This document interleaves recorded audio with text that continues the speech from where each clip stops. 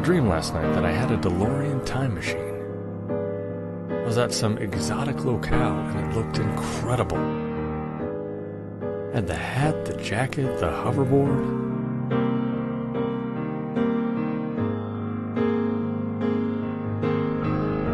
But then I woke up.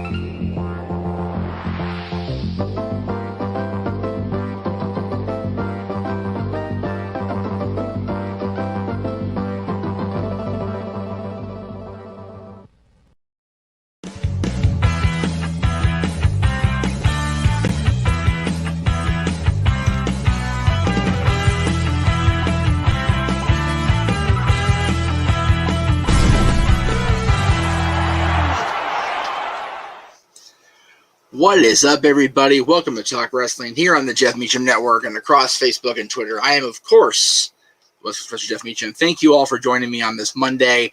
It is 7 o'clock Eastern, and that means it is time for Talk Wrestling. Of course, we've got a lot to talk about. Let's not waste any time whatsoever. Let's talk about what I didn't get a chance to call yesterday because I just wasn't in it. I'll be honest with you. I was kind of out of it yesterday, just not in a good headspace, and nothing, terribly wrong, I guess is the best way to put it. Just didn't feel it yesterday. And I actually put a poll up on the pages you're watching this on, over on Twitter and Instagram, asking if the watch along should continue. And kind of a mixed bag right now. We'll see how it goes here down the line. But in any event, last night there was a great, and G, thank you for that appreciation, and thank you also for the super chat last night. Despite the fact there was no show, you enabled me to make a couple of very select purchases I've been looking to make for quite a while. So thank you, Big G, for that. Colin, hello, good to see you, my friend. Hope all is improving with you, or at least continuing to be situation normal-ish. Appreciate that, my friend. I appreciate you being here. I did get to finally watch the entire show back yesterday. I came in to the takeover presentation during the introductions for the ladder match for the $1 Million Championship, which let me go ahead and just dangle that there in the front. There we go. I have a special thing to show you guys there later on, but we'll do that as I said later. But a great couple of people have a mixed feeling about this show. I liked it. I enjoyed the presentation overall. I did voice this in the chat room yesterday during Aaron's recap of the show, but it kind of feels short for me a little bit, and it's very rare that NXT does that. Usually NXT goes out of its way to surpass the previous takeover, and this show did not do that for me on for my own personal satisfaction, I guess. So a good show, but not the best show that they've done, and certainly not better, in my opinion, than the previous takeover. So hopefully they will correct that with the next takeover, whenever that may be. And I'm thinking it's going to be closer to SummerSlam, which that's the way to go, right? You have to go with where the money is. I would say a B is good. Gee, I think a B is a solid grade for yesterday's presentation. I'll go with that. Yeah, I mean, not a B minus or even a C plus, just a decent show. Could have been better, but it could have very well been a lot worse also. So the fact that they did as good a job as they did, good point there by Dwayne. It very much felt like another episode of TV, and TakeOver is not supposed to be that way, right? It's supposed to be the best that they can present, and it didn't feel like that. So I hope they do a better job the next time, which again, I'm assuming it's going to be SummerSlam. I will say a B minus is fair as well, Colin. I know I said a B a minute ago, but a B minus is fair. I don't know about the main event being the savior of the show, but oops, I screwed up here. Sorry, guys, I'm trying to multitask here. The job is never done around here, right? No, I'm right the first time. There we go. That's what I wanted to do. There we go. And to counter G's point, is it really a given that Joe will be the next general manager? We saw Mr. Regal at the end of the show last night saying things need to change. I don't know if that's true. I think there's definitely room for a shakeup. And if August 22nd is indeed the next takeover, that'll be the day after SummerSlam. And hopefully it's either in Vegas or out here, which would be nice because I can see it either way. I'm going to be home if I go to SummerSlam. Of course, tickets go on sale Friday. We'll see how that plays out. But the plan now is to be up in Vegas Friday night, the 20th.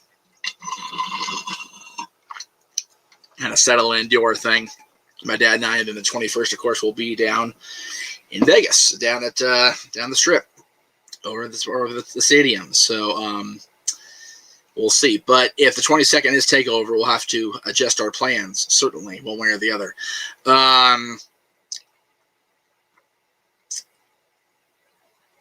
Anyway, let me go ahead and review what I didn't get to review yesterday. So, I know I picked Legado del Fantasma as far as Escobar, Wilde, and Mendoza to defeat the champions, Bronson Reed and MSK, but I'm not surprised they didn't. I feel that both those reigns, as far as the tag title reign and the North American reign, are both very, very new-ish and needed to continue on to be any sort of comparison to the other reigns of the NXT past. I just don't. I like Bronson Reed and I like MSK. I just really like Legado del Fantasma, and I think that they would do a great job as champions. But Escobar just lost the cruiserweight title also, so there's definitely room for upward growth on everybody's front in that match. Decent match, not great. I really feel they should have done the $1 million title belt as an opener, but I'm not booking the territory. What do I know? I did enjoy the Xia Li, last Ying and put Lee with it. Messed my brain up. And Mercedes match. I followed Mercedes. God, she's been around long enough where I was following her stuff before I even had a career doing podcasting. All right. So she's been around for a bit. She's been around the horn a few times, but she is still a tremendous athlete and definitely has a bright future for me in NXT, even if it is shorter, considering she's not exactly your rookie. She's definitely a veteran of the game. Xia Li has upside for days. Love her presentation. Gonna look forward to seeing her in front of a bigger crowd than they present at the CWC as far as the takeovers and main roster reviews when she goes up, things like that. So curious to see. And then he gets a ladder match, which I was such a fan of. I enjoyed this match so much, and people kind of mildly crapped on it, but I enjoyed it thoroughly. I enjoyed the entire thing. I, of course, enjoyed the result because that was the first match of the night I predicted correctly, so that's always good for me, right? I also, for what it's worth, I was waiting for this guy in the mail today, and here he came. Ted DiBiase, the $1 Million Man, in his if it'll stop blurring, that'd be super. There it goes. In the suit that he became, in my opinion, officially became the WWF champion. I put one of my buddy Bad Billy J's belts around his waist, so you'll see that full display I was trying to make for a couple weeks now at the end of the show today. So stay tuned for that. But again, the right guy won the $1 Million belt. The $1 Million championship has always been better with a heel champion, whether it be DiBiase himself or the Ringmaster or Junior or things like that. When Jake briefly stole it in 1990, I was like, yeah, but it was really a means to an end to get a WrestleMania match. The one time it actually changed hands legitimately was when Virgil became the champion, and God, what a train wreck that 3 months was. My goodness. So I don't see a need for a babyface $1 Million champion. Now, if Grimes chases well, and if he earns himself an opportunity, be it a takeover or wherever the case may be, I would be okay with him briefly winning it. But I don't need a long-term good guy being the $1 Million champion. Got to have a bad guy doing that role. No doubt in my mind there. The women's title match was solid, a good 13 minutes or so. Both ladies worked hard. Dakota was at her best, being the obnoxious deterrent at ringside. Shotzi came out and countered her, and Raquel gets the win here. Again, you're not going to see Raquel lose anytime soon. Good boy, G. Again, if you want to come in during this, or if you want to wait till Thursday to reveal your homework assignment report, by all means, I'll go ahead and send you the invite privately to this if you want to go ahead and give your initial presentation of your reports based on your homework assignment from last week's No DQ review. And again, that is totally up to you. I will go ahead and leave the link in your inbox here in just a second if the mother effer will cooperate, which it always seems to be a pill when I'm trying to do things right away, and there it goes. Damn piece of dog shit. There it goes. All right, very good. So there it is, G. And then the title match was what I expected, a complete cluster, complete train wreck without fail. And there was so much mayhem and chaos with Cross retaining. Okay, well, there you go. Well, it's in there in case you want to pop in, just say hi, G. Whatever works for you, brother. The match, the night was, and the weeks leading up to last night were so chaotic. Then we had Mr. Regal saying that he is going to time for a change, and we'll find out, I guess, tomorrow night what that means. Is he stepping down? Is Samoa Joe, in fact, the person they have lined up to replace him as the GM? I wish Joe would just get cleared. I'm not going to lie. I wish he would just go ahead and come on back and do the thing only Samoa Joe can do. But I'm a wishful thinker. What can I say? So then coming up here next on the WWE Network will be, of course, Hell in a Cell. That is this Sunday, Father's Day, for what it's worth. They've got 4 matches signed as of now. I don't know when Aaron has the prediction show set up for. If it's on Wednesday, I will definitely be on that show, because as you saw during the trailer, we have no Greg Cherry show Wednesday. Greg is otherwise occupied Wednesday night, so he will not be doing the show, so there'll be no show in that slot as of now. So Aaron, if you're listening on demand or watching live, either way, I appreciate it. If you want to do the Hell in a Cell prediction show on Wednesday, I will gladly forego mine on Saturday and be part of yours. So let me know. Right now we've got Lashley and Drew in the cell. We've got Roman and Ray, which seems so thrown together because it is. Inside the cell, Rhea Ripley versus Charlotte Flair for the women's title on Raw, and Bianca Belair and Bayley over on SmackDown for their title. That is the problem I feel with these in-betweens. As far as the non-Big Four, if you count Money in the Bank, Big Five shows, they just seem like they're filler. The entire thing is filler or placeholder, whatever the case may be. How many times do we need to see Drew McIntyre face Bobby Lashley? Why do we need to see Rey Mysterio face Roman Reigns? How many times are we going to see Rhea Ripley and Charlotte Flair fight? How many chances is Bayley going to get the championship? There's so many different directions they can go.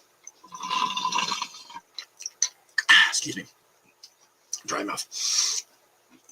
There's so many people on this roster.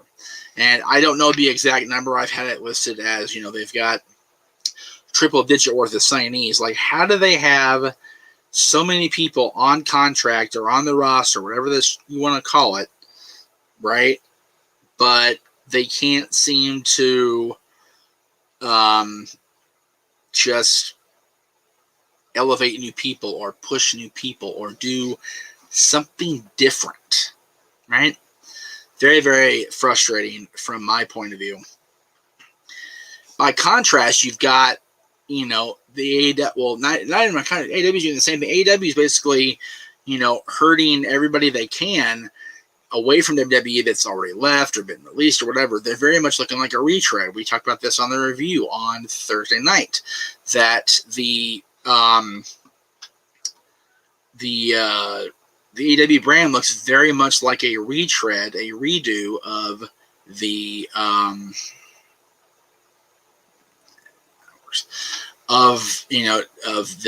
the TNA approach, 10 years ago or even 15 years ago, was signing all the WWE, for lack of a better term, castaways, right?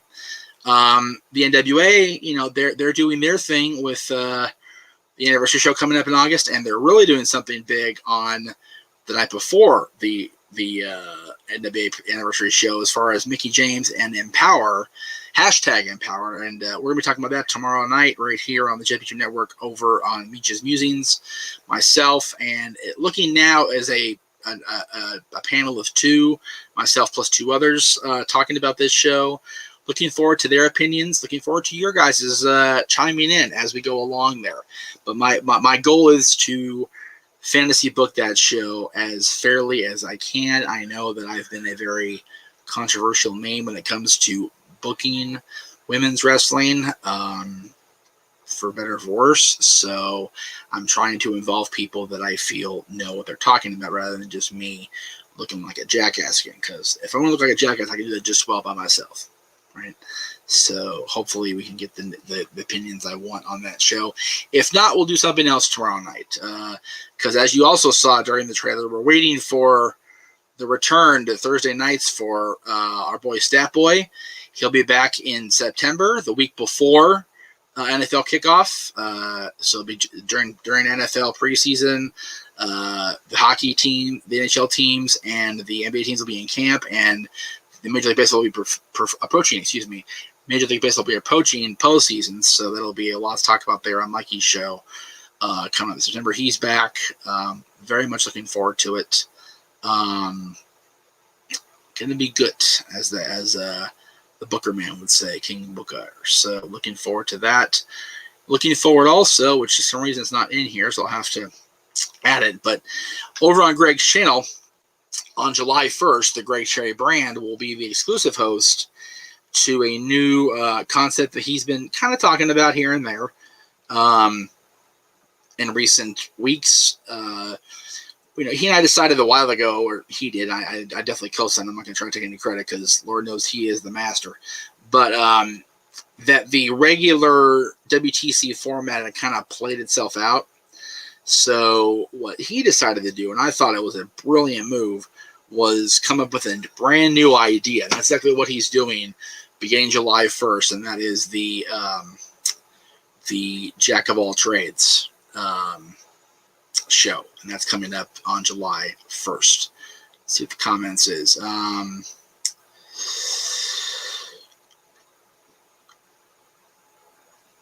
Alex, I guess you just missed what I said, so let me go ahead and throw it back up there. Tomorrow night on this channel, immediately after NWA Power, let me go ahead and get the comment out of the way. There you go. Immediately after NWA Power, I and a panel of, I'm hoping two of my lady friends will be on as well. We're going to be fantasy booking the hashtag Empower pay-per-view. That's coming up tomorrow here on the channel.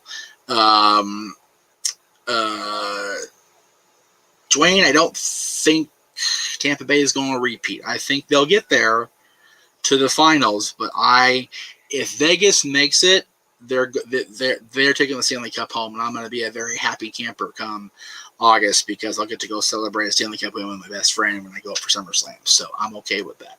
I have a lot of I know my Kings fan friends are going to be like, man, you know what? I really don't care at this point because I have made it more than clear that yes, my heart will forever lay with the purple and gold, the black and silver, whatever of the Los Angeles Kings.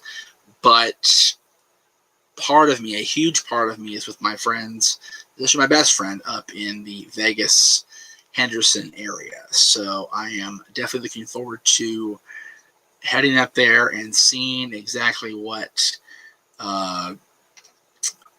we will get to or not get to celebrate, depending on how things play out with Vegas. And first of all, they have to beat Montreal, which is always killer. Montreal has been very, very strong this year over in the NHL. And then, of course, over here on the other side, you've got Tampa and I forget Tampa in the outfield. I forget Tampa's playing now, but Tampa surprised me because I early on in the season, I think at the beginning of the season, I picked Toronto and Vegas to be the final two teams standing. Montreal bit my bracket in the ass. I can't do anything about that now, right? But I still say I said it when this series started. Whoever wins the Tampa Bay Montreal series is going to win the Stanley Cup. And I hate that to a certain extent because I don't want Montreal to win. I never want Montreal to win. I'm a fan of Montreal. Okay, they're putting the Islanders. All four teams that are left have really, really been not so much a surprise, but they've been very, very strong. The Islanders, they've been kind of laying there in the shadows as far as how good they've been, how good they've become, and how much they've rebuilt in the last decade or so, because they were the dominant team before a kid named Wayne Gretzky came up to the major leagues and started doing his thing with Edmonton. The Islanders were the team back in the day. You've got Tampa, who just won. You've got Montreal, who has not won since they defeated the Kings for the championship in '93. And you've got Vegas, who, if they win, they'll be the fastest team to make win a Stanley Cup in NHL history. So this is their fourth season. I am okay with the other four teams winning. I'm okay with Tampa or New York winning. I'm not okay with Montreal. I'm just not a Montreal guy. I never will be. I was hoping Carolina would go there as well because I'm a forever fan of Justin Williams. I know he retired with Carolina, so he's not playing right now, but I would have liked to have seen Carolina get that Stanley Cup one more time soon. And not this year, but maybe down the line here in the next little while. People asking me about the NBA. Again, I don't follow the NBA. I have not followed the NBA since Michael Jordan officially hung him up. I did congratulate the Lakers when they won the championship with Kobe and Shaq, and with Kobe, and then last year with LeBron.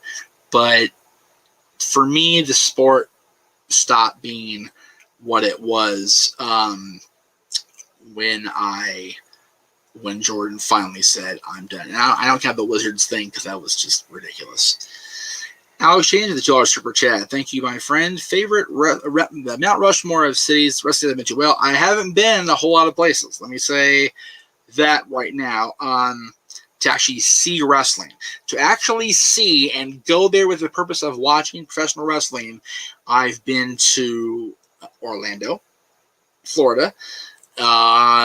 I've been to Las Vegas, Nevada, and I've been here in SoCal, Southern California. So it's really 3 regions more than it is cities, because I've been to Orlando to see WrestleMania and to see a TNA pay-per-view back in 2004.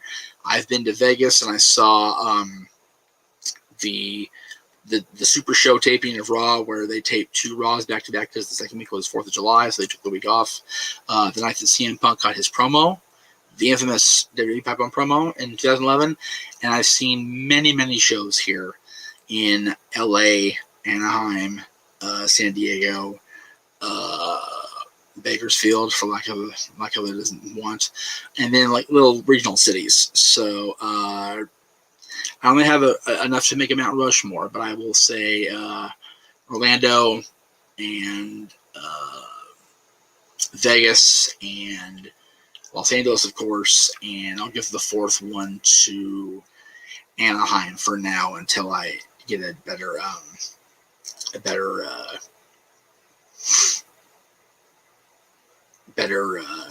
more diverse resume of cities, put it that way, because I've been in Dallas, Fort Worth, the airport.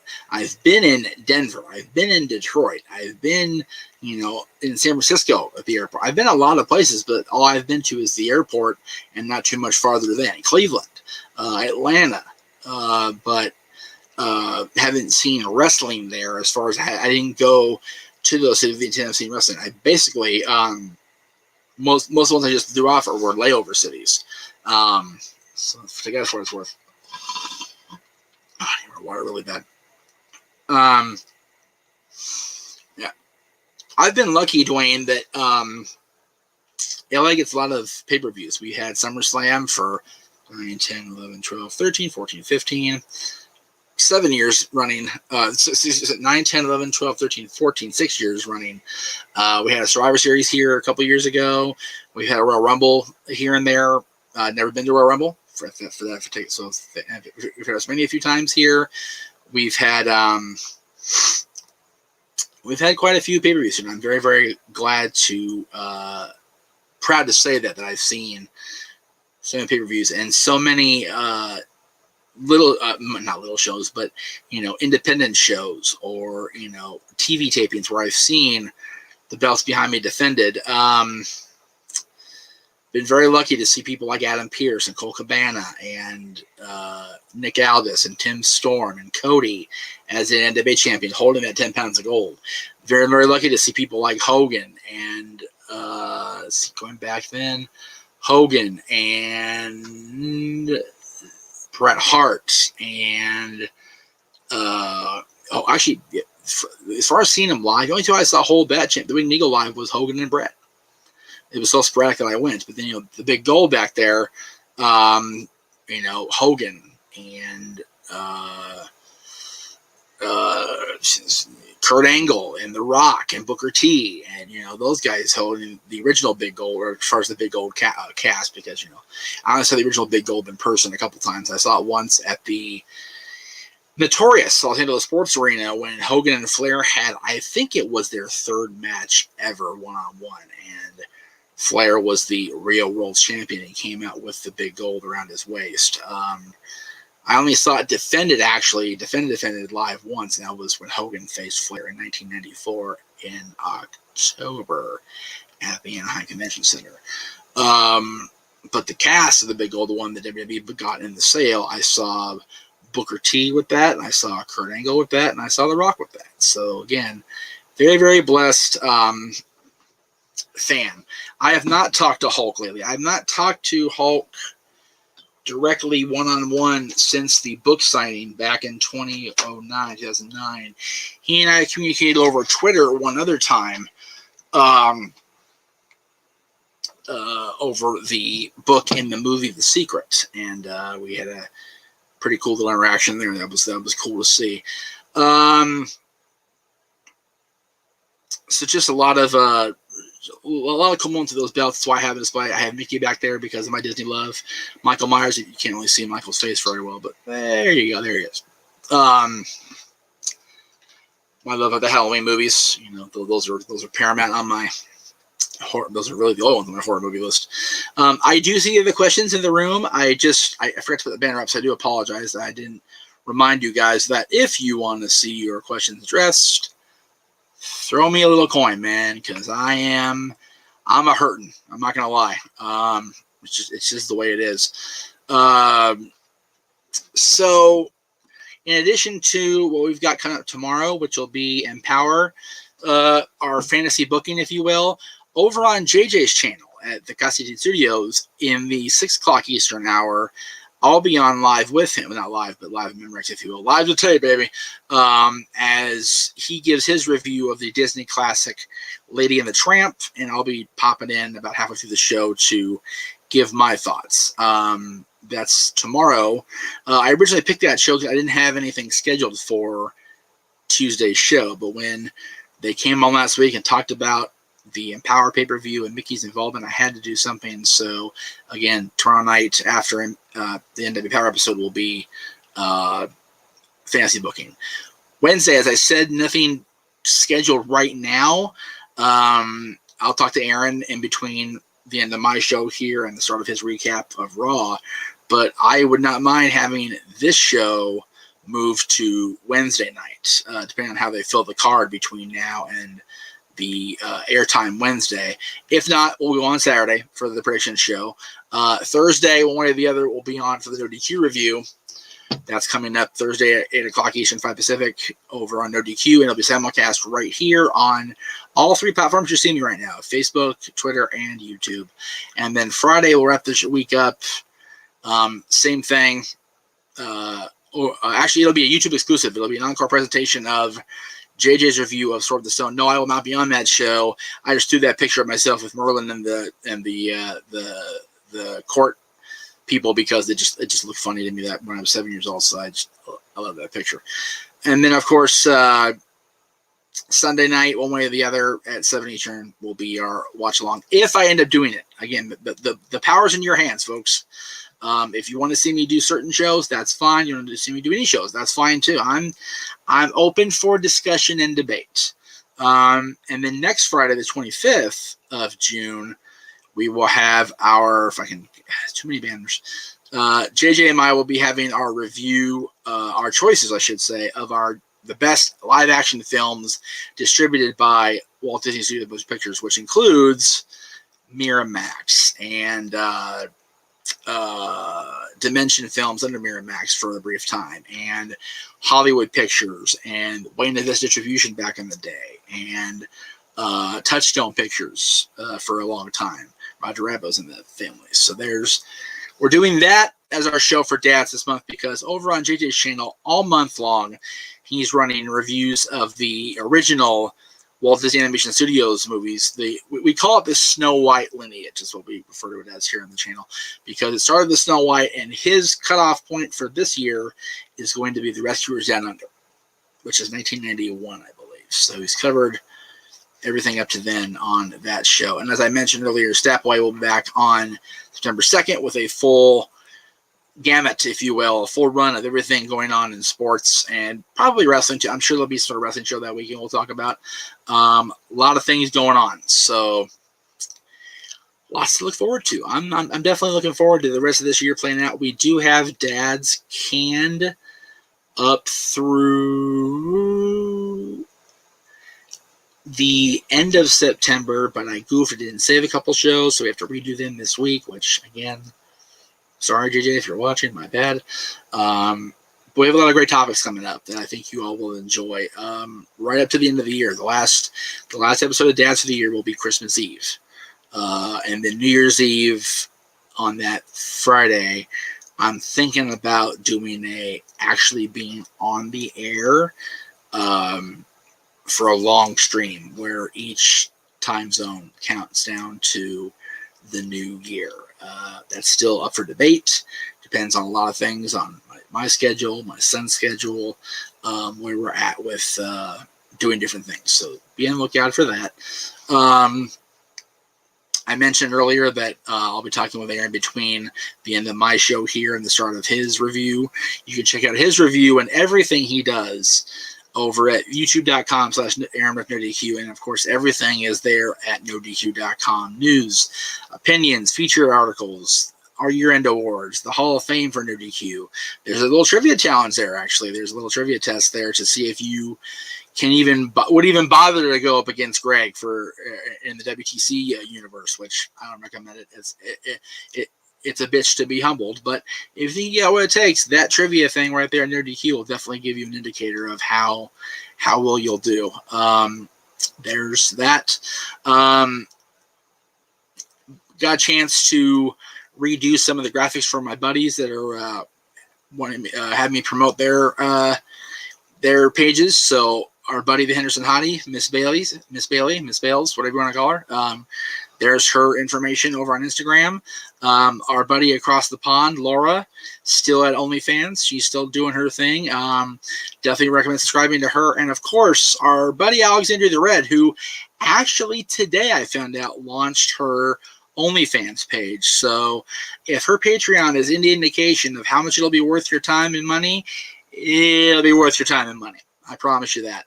We're also looking to have her on the show for an interview before too long. She's still kind of settling into her new surroundings at home, so we'll wait on that. And like I mentioned last week, I think it was, that we talked about having Joe Galley, the voice of the NBA, on our show one-on-one. So looking to do those soon-ish. And of course, all your merchandise needs, be it the shirt I'm wearing, the Talk Wrestling shirt, the Stop by Sports Bar shirt, the Meacham Mania shirts, Dad's shirts, Rewind shirts, when this comes back in October, the Renegade shirt, everything is over at teespring.com, or should I say, the Spring store at Jeff Meacham Network. You can find everything you're looking for there.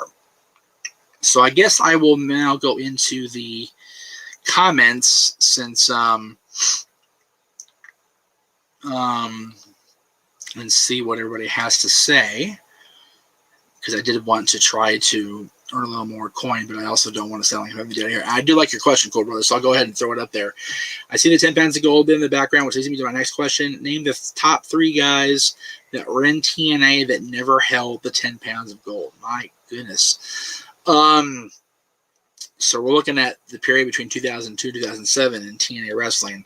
Kurt Angle did hold the 10 pounds of gold, but he was never officially an NWA champion. He won what was by then the TNA championship, world championship, as they had broken off the NWA had broken off from the TNA relationship. So I'll definitely put Kurt Angle at the top of that list. Samoa Joe, without question. Samoa Joe should have been NWA champion before they ceased the relationship. Let's see, number 3. Let me go ahead and flip back up there. God, I guess the third person that should have been a NWA champion in the TNA era and never won it. It's kind of like a tie. Macho Man would have been a good pick, even though he was not in his prime when he was in TNA. Sting actually won the NWA Championship, Bound for Glory 2006, Dwayne, in the main event, 10 pounds of gold. So he got it. I'll say Randy. I'll say Kevin Nash, who broke away from Jeff Jarrett and the Kings of Wrestling to challenge him at, I think it was Against All Odds in 2005. Nash definitely, he was a bit slower than he had been in his fully revved years or his outsider years, but Kevin definitely was a candidate for my money. So Kurt Angle, Samoa Joe, and either Kevin Nash or the Macho Man Randy Savage. There you go. I was there in Fayetteville when DX impersonated Vincent Shannon. I love that. That is one of the damnedest things I've ever seen. It was so funny. I actually just watched recently the reunion video where they beat the crap out of the Spirit Squad and then did the DX high five and told Vince to suck it. It was such a fun, great, crowd moment. It was so cool for them. Dwayne, he actually won both. He became the NWA champion in 2006, and I want to say he won the TNA championship at Bound for Glory 2007. I'm going to go ahead and check that right now that I don't want to get caught. It's a different name now. Impact World Champions, what's this shit ever. So Sting became champion at Bound for Glory 2007. Regained it at Bound for Glory 2008, and then on Impact in Fayetteville, ironically enough, 2011, which was aired on March 3rd. He won it back at Impact in Orlando, and that was it for him as TNA champion. But the first world title he won in TNA was the NWA Championship, the legendary 10 pounds of gold. So, a little history lesson from the professor today. There you go, folks. Always glad to educate when I can. Let's see. What do we have? Yeah, let's see. If you could pick a retired wrestler to come back, who would you pick and what is the match? Goodness. Retired, I mean, if they're retired now but still in game shape now here on June of 2021, my easy answer is Joe. And the match is with Karrion Kross at NXT. Kurt Angle is also on that list. If Kurt is 100% ready to go, I'd like to see him face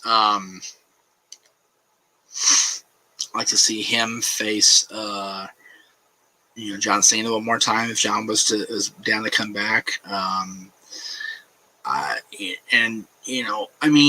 There's a lot of guys that are retired or sitting on the sidelines now that really still have a lot of gas in the tank that just they're not given the opportunity, which is such a shame.